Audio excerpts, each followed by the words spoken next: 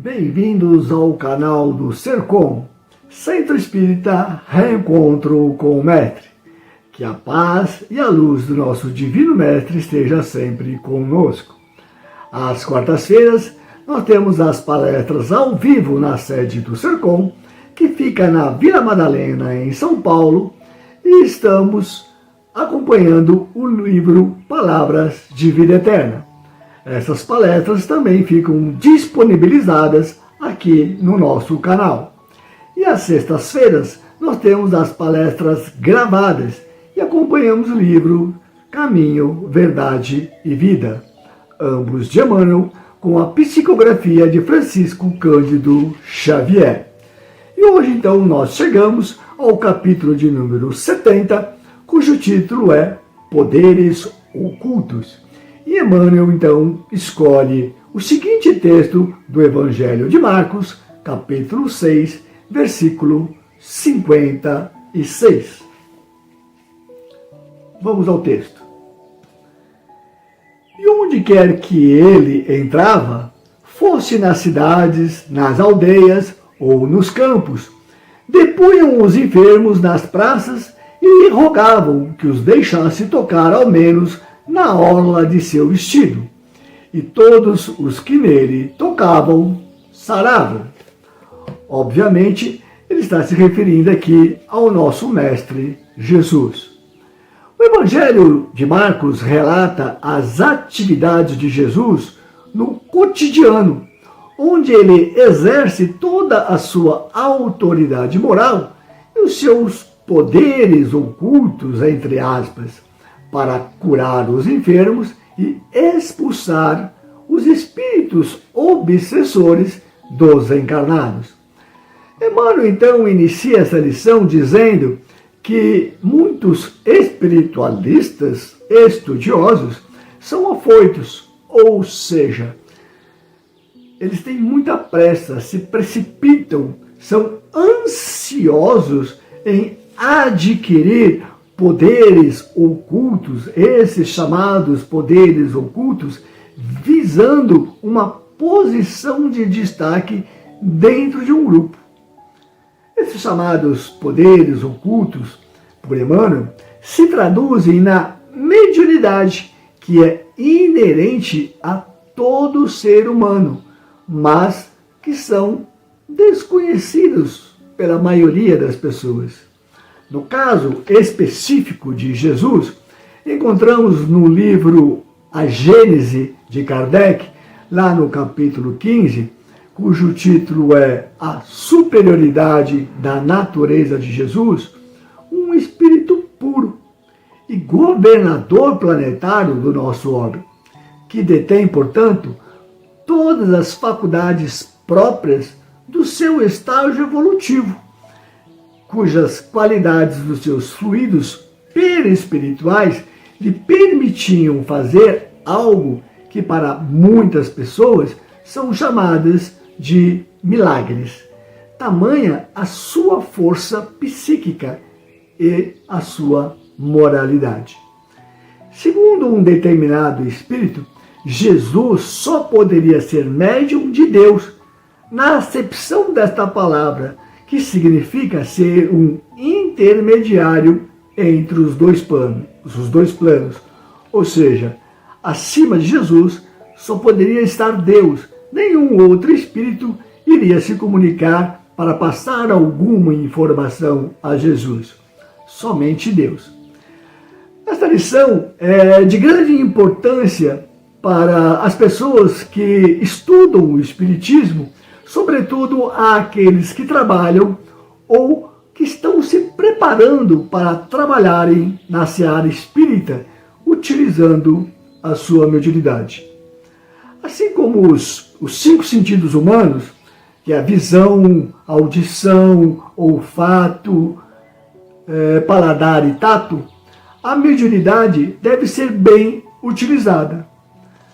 As pessoas nascem geralmente, a maioria, com a visão perfeita.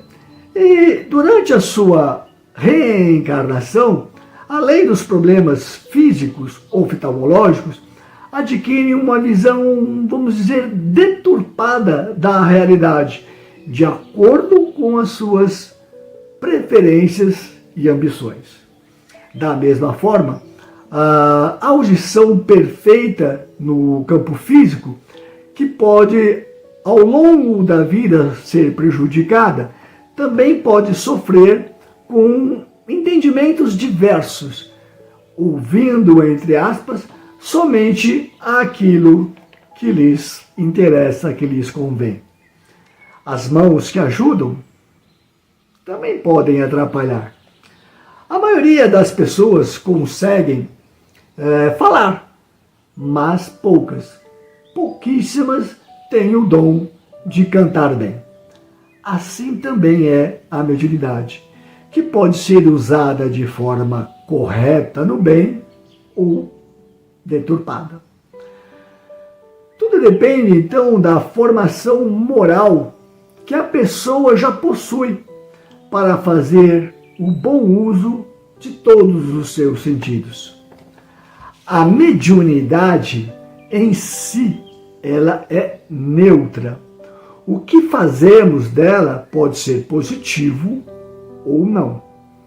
Podemos ajudar ou atrapalhar a vida das outras pessoas e de nós mesmos, enquanto médiuns. Quem utiliza desses poderes ocultos só para fazer o bem, como Jesus o fez, de forma totalmente desinteressada, se aproxima cada vez mais da divindade. É o que nos traz, por exemplo, Kardec, lá no Livro dos Espíritos, no capítulo 12, Perfeição Moral, na questão 897 e seguinte: o bem deve ser feito por caridade e total desinteresse pessoal, com o intuito de se progredir moralmente e espiritualmente, abandonando o orgulho e o egoísmo. O egoísta calcula se cada benefício que promove lhe trará alguma vantagem, enquanto o verdadeiro benfeitor age fazendo o bem pelo bem, sem olhar a quem ou esperar recompensas. No Livro dos Médiuns, capítulo 20, Influência Moral dos Médiuns, vemos o quão importante é a relação da afinidade vibratória entre o espírito comunicante e o médium encarnado.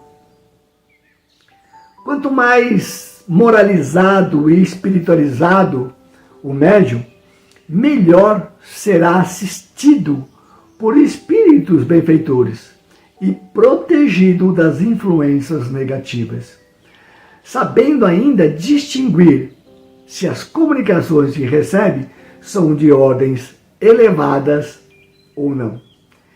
Infelizmente, há muitos trabalhadores espíritas dotados de enormes capacidades mediúnicas que se deixam levar pelo orgulho e pela vaidade, prejudicando os trabalhos e a si mesmo, chegando ao ponto de ignorarem as advertências e até mesmo a saírem do grupo espírita a que pertencem.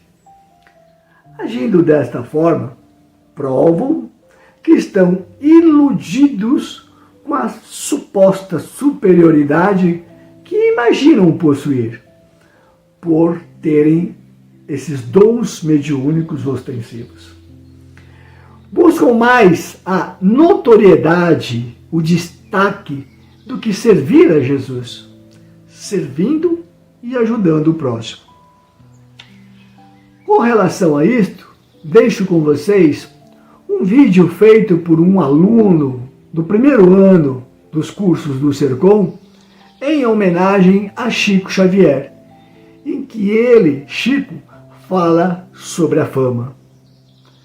Que possamos aprender com Emmanuel e com Chico Xavier, e sejamos humildes e sinceros aprendizes para servir na seara de Jesus. Que assim seja, graças a Deus. o dia que Chico Xavier concordou com Albert Einstein.